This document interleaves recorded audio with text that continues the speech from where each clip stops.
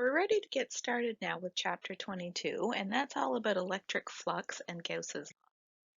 In this chapter, I assume you're pretty comfortable with electric flux, that it's a scalar concept and it describes the number of electric field lines penetrating a surface. You should understand that you can calculate a flux using an integral, and that if electric field is constant, you can calculate it just taking the scalar product between electric field and the area vector. With Gauss's law, I expect that you know what Gauss's law is and that it says that the electric flux is a result of charge enclosed by a surface. You probably have some practice with applying Gauss's law to simple symmetries, and in this chapter we're going to use Gauss's law in the integral form. I also expect that you understand what the conditions of a conductor in electrostatic equilibrium are, that the net charge will reside on the surface or surfaces of a conductor, that the electric field just outside the surface is sigma over epsilon naught, that all of the charges are in equilibrium. Let's do some conceptual examples now to review Gauss's law. So we'll start with this one where we know that the electric field over each face of this box, and this box is a Gaussian surface, that electric field is constant. Some places it points in, some places it points out. We're asked about the sign of the charge in the box. So to use Gauss's law, why don't we write it down first? Net electric flux is the integral of E dot dA equals the charge enclosed by our Gaussian surface divided by epsilon naught. So we know some things about the electric field. It should be able to tell us about the charge. Let's think about this integral for a moment. The integral of E dot dA, if our electric field is constant and our area is constant, this simplifies to E dot A, where A is your vector, area vector, it points out of the face, equals E times A times cosine theta. Theta is either going to be 180 or 0. For vectors that point into the box, those vectors are in, the area vector is out, that makes our angle 180 and the flux is minus EA. For electric field vectors that point out of the box, the area is also out, theta is 0, and our flux is positive. Okay, let's see what this tells us about our net flux. Our net flux will be the flux due to each side, so let's add up all the terms. We'll start with the top. The flux from the top surface is going to be minus 15 times the area. The flux from the back surface is going to be plus 20 times the area. The flux from the right surface is plus 15A. The flux from the bottom surface is negative 20A. The flux from the front surface is minus 15A. And the flux from the left surface is plus 10A. Okay, I think I got them all. There's all 6. So we've got minus 15A plus 20A, or sorry, minus 15 plus 15 plus 20 minus 20 leaves us with minus 15 plus 10. So the net electric flux here is equal to minus 5 times the area. The flux is negative. The flux is negative, that means that the Q enclosed is also negative. So our answer is B. Okay, next question. Which spherical Gaussian surface has the larger electric flux? So if we remember, electric flux only depends on the charge inside the Gaussian surface. Surface A has a charge of plus Q. Surface B has a charge of plus 2Q. B has more charge. It has the bigger flux. Okay, last one. Spherical Gaussian surfaces of equal radius surround two spheres of equal charge Q. Which Gaussian surface has the larger electric field? Well, the integral of E dot dA is equal to Q enclosed over epsilon naught. This leads us to the equation that E is equal to K times Q enclosed over R squared. For both of these problems, the R value is the same and the Q value is the same. That means they have the exact same electric field.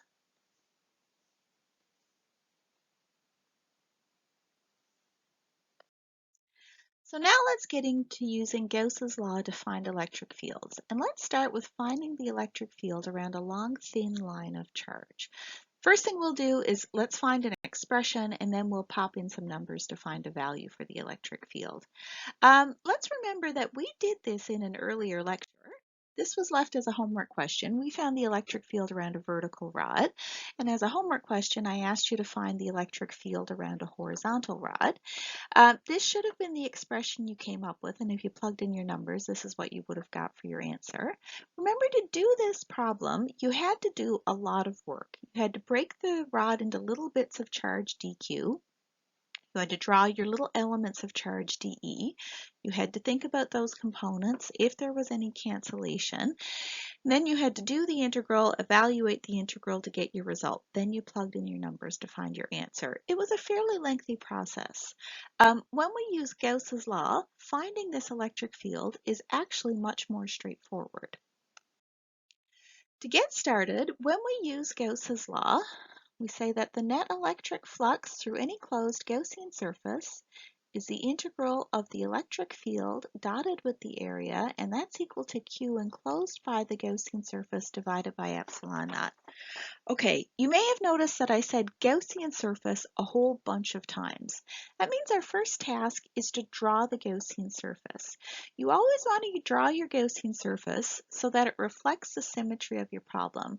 That makes the performing of the integral much easier. You're allowed to pick your surface however you wish, but it helps if it reflects the symmetry in somehow. So let's just get an idea of what the electric field looks like. Here in this image, I've modeled a long line of charge on a PhET simulation, and you see that the electric field points radially outwards everywhere. And that's what the electric field looks like around a very long line. If this were a short line or a real line, you'd see some curving at the ends, but for a long line that's ideal, it's radially out everywhere, and that's all in every direction. Our PhET simulation only shows the up and down vectors, but they are in fact in every direction. It's hard for me to draw, so I'm going to stop there. To draw a Gaussian surface that reflects the symmetry, our line of charge looks like a cylinder. So my Gaussian surface is going to be a cylinder around the wire. Okay, I'm going to try and draw my cylinder.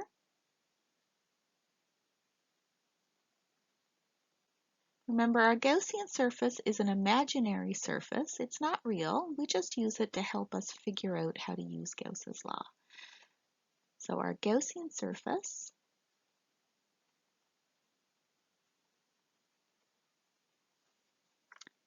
is a cylinder because our line looks like a cylinder. We're going to say that it has radius equal to r.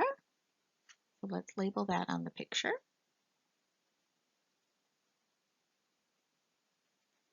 And length L.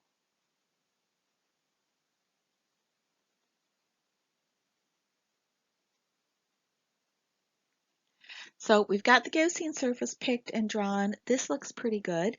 Next we'll get to using Gauss's law. To use Gauss's law now, I need to find my net electric flux through the Gaussian surface. That's a measure of how many electric field lines penetrate the blue Gaussian surface I drew. I'm going to get an expression for my net electric flux. I'm going to set it equal to the charge inside my Gaussian surface divided by epsilon naught. I'm going to use that to help me find my electric field. Okay, let's get started on this bit. What do we mean by the net electric flux? So since it means the net number of lines penetrating through the surface, let's think about what do we mean by the surface of my cylinder. So I have a closed cylinder. It has three surfaces. Oops, I misspelled cylinder some days.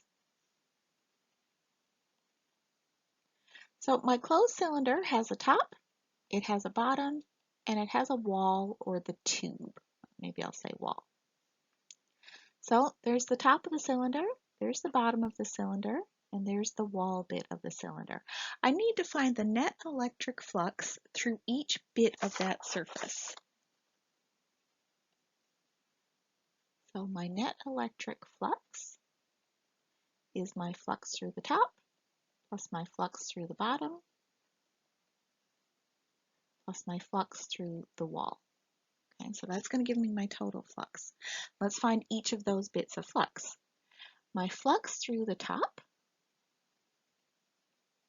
is the integral of the electric field dotted with an element of the area vector. So that's going to be the integral of the electric field times dA times the cosine of the angle between E and dA. Okay, let's think about each of those things.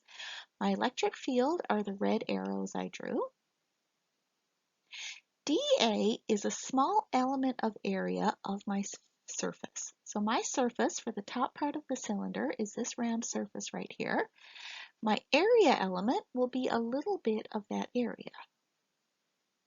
So I'll just pick a little piece. The direction of that area vector is straight out of the face. There's dA. So my theta is the angle between these two things. Those two things are perpendicular. So A is parallel to the line, E is perpendicular to the line, dA and E are perpendicular. So my theta is 90 degrees. So my electric flux is 0. That makes sense. No lines penetrate through that surface. They're all parallel to the surface. Okay, likewise, my net electric flux through the bottom is the integral of E dot dA is the integral of E times dA times cosine theta. Okay, for my bottom, that's the surface right here. The area vector has an element that picks straight out from the surface. So again, my dA and my E are perpendicular, 90 degrees. My electric flux is 0. So this is what we mean by taking advantage of the symmetry. In this problem, for our surfaces, the surfaces are either perpendicular to the electric field or parallel. That's what makes the integral so easy to evaluate. Last bit is the electric flux through the wall of the cylinder. That's E times dA equals E times dA times cosine theta. So let's pick my little area element on the wall of the cylinder. So that's one little bit. My dA sticks radially outwards, and my electric field is also radially outwards. This angle is 0. Those two things are parallel. 0. So this is equal to the integral of E times dA. Okay, this integral is not too hard to solve.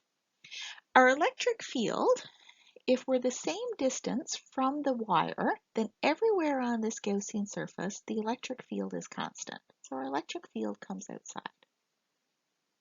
The integral of dA is just A, and what we mean by A is the area of the wall of the cylinder. And the area of a cylinder is equal to 2 pi times r, the circumference, times the length. Okay, so our net electric flux then is 0 plus 0 plus 2 times pi times r times L equals 2 pi r L. Oh, I dropped my E entirely.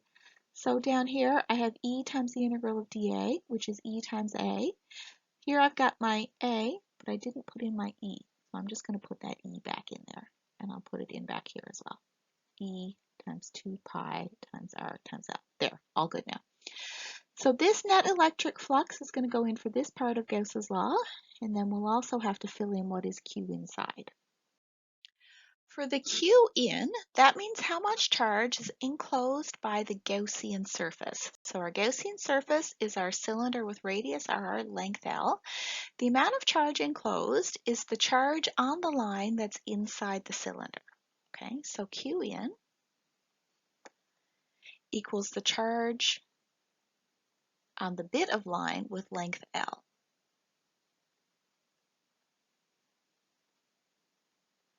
And the way we found that amount of charge is we do the density times the length, or lambda times L. So the charge inside is equal to lambda times L. Let's put these things together now in our equation. So our net electric flux, which is the integral of E dot dA, is E times 2 pi r times L.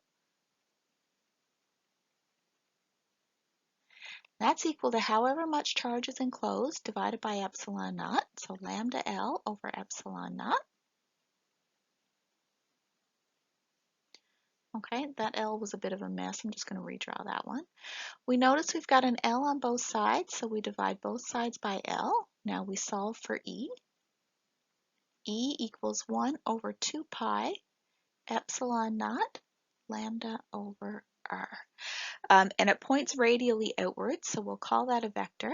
E equals 1 over 2 pi epsilon naught, lambda over r radially outwards.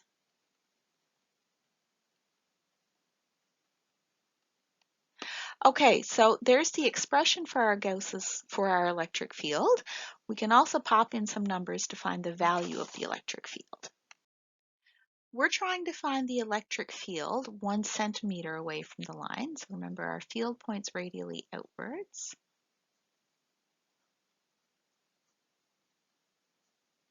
We're trying to find it at some point, just 1 centimeter away. That means r equals 1 centimeter. And lambda is our linear charge density, 2.50 times 10 to the minus 6 coulombs per meter. That means our electric field is 1 over 2 pi epsilon naught times 2.50 times 10 to the minus 6 coulombs per meter divided by 0.01 meters. Epsilon naught is our permittivity of free space, 8.85 times 10 to the minus 12 coulombs squared over newtons meters squared. That gives us an electric field of 4.50 times 10 to the 6, and the direction is radially outwards.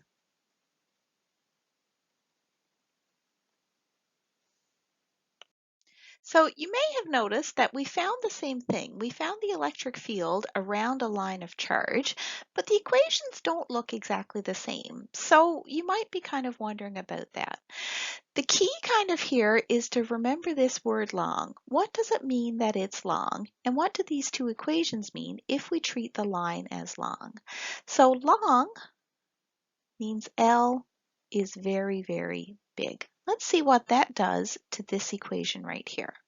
And I'll just deal with the magnitude for right now. So the magnitude is K, that's 1 over 4 pi epsilon naught, times lambda times L, divided by Y, times 1 over Y squared, oops, my bracket needed to be outside, Y squared plus L squared over 4 to the 1/2.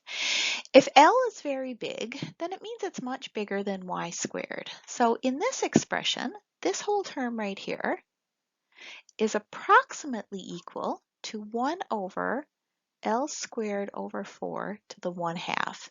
Because the L is so big, we can neglect the Y. The Y is relatively small compared to that. 1 over the square root of L squared over 4 is 1 over L over 2, or 2 over L. So let's put that together. So that gives us approximately equal to 1 over 4 pi epsilon naught lambda times L over Y times 2 over L. L on top and bottom cancel. This 2 goes into this 4, leaving a 2 behind, which gives us 1 over 2 pi epsilon naught lambda divided by Y. Remember, in this expression, Y was the height above the rod. In this expression, r is the distance from the rod, so they're both the radial distance. So we see that the equation is the same if the length of our rod is long.